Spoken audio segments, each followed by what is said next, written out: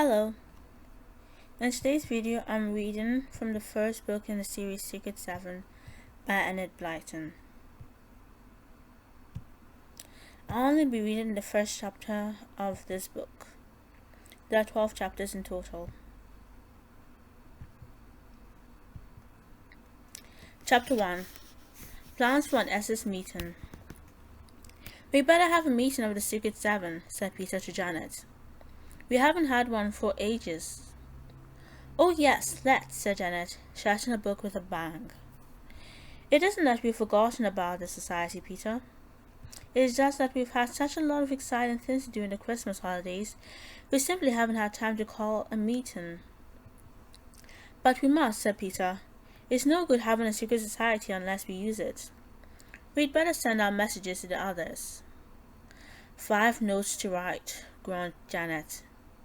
You're quicker at writing than I am, Peter. You write 3 and I'll write 2. Woof, said Scamper, the golden spaniel. Yes, I know you'd love to write one too if you could, said Janet, passing his silky golden head. You can carry one in your mouth to deliver. That can be your job, Scamper. What shall we say? Said Peter, pulling a piece of paper towards him, and chewing the end of his pen as he tried to think of words. Well, we'd better tell them to come here, I think, said Janet. We could use the old shed at the bottom of the garden for a meeting place, couldn't we? Mummy lets us play there in the winter because it's next to the boiler that heats the greenhouse, and it's quite warm. Right, said Peter, and he began to write. I'll do this message first, Janet, and you can copy it. Let's see, we want one for Pam, one for Colin, one for Jack, one for Barbara. Who's the 7th of us? I've forgotten. George, of course, said Janet. Pam, Colin, Jack, Barbara, George, you and me. That's the 7. The Secret 7. It sounds nice, doesn't it? The 7th Society was one that Peter and Janet had invented. They thought it was great fun to have a little band of boys and girls who knew the password and who wore the badge. A badge with S's on. There you are, said Peter, passing a sheet of paper to Janet. You can copy that.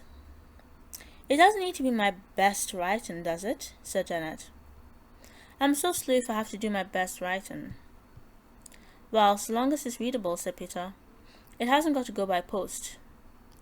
Janet read what Peter had written. Important. A meeting of the Secret 7 will be held tomorrow morning in the shed at the bottom of our garden at 10 o'clock. Please give password. Oh, what was the last password we had? Said Janet in alarm. It's so long since we had a meeting that I've forgotten. Well, it's a good thing for you that you've got me to remind you, said Peter. Our latest password is Wenceslas, because we want the Christmassy one. Fancy you forgetting that. Oh yes, of course. Good King Wenceslas, said Janet. Oh dear, now I've gone and made a mistake in this note already.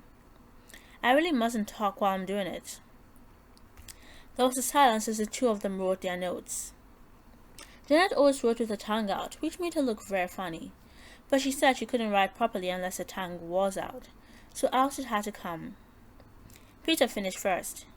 He let Scamper lick the envelopes. He was good at that. He had such a nice, big, wet tongue.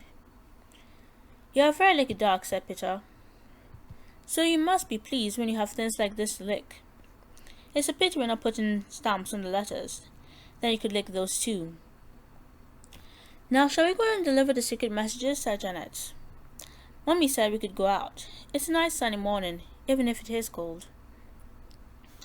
Woof, woof, said Scamper, ran to the door when he heard the word out. He pawed at the door impatiently. Soon the 3 of them were out in the frost and snow. It was lovely.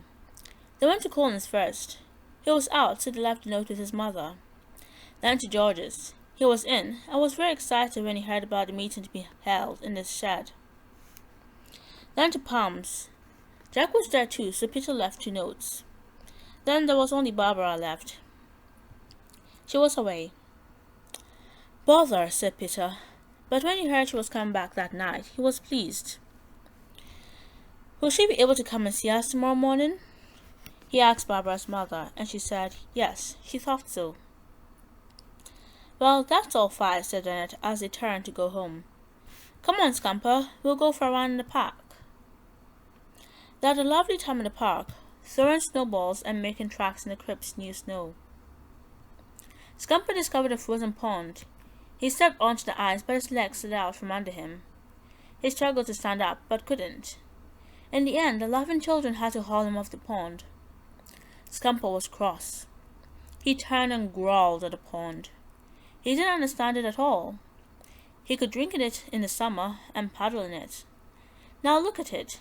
Something strange had happened and he didn't like it. That afternoon, the two children and Scamper went down to the old shed. It was warm because the boiler was going well nearby to heat the big greenhouse. Peter looked round. It feels quite cozy. Let's arrange boxes for seats and get the old garden cushions out. And we'll ask Mummy if we can have some lemonade or something and biscuits. We'll have a really proper meeting. They pulled out some boxes and fetched the old cushions. They laid sacks on the ground for a carpet and Janet cleaned a little shelf to put the lemonade and biscuits on, if their mother let them have them. There are only 5 boxes that are sittable on, said Peter. Someone will have to sit on the floor. Oh no, there are 2 enormous flower pots in the corner over there, said Janet. Let's drag them out and turn them upside down. They'll be fine to sit on then. So with the 5 boxes and the 2 flower pots, there were seats for everyone. The bell rang for tea. Well, we've just finished nicely, said Peter. I know what I'm going to do tonight, Janet. What? Asked Janet. I'm going to draw 2 big letter S's, said Peter, and color them green. Cut them out, mount them on cardboard, and then stick them to the door of the shed. Oh yes, SS, Secret 7, said Janet. That would be grand. That's the end of chapter 1 of the first book of Secret 7. If you like this video, please like and subscribe. Thanks.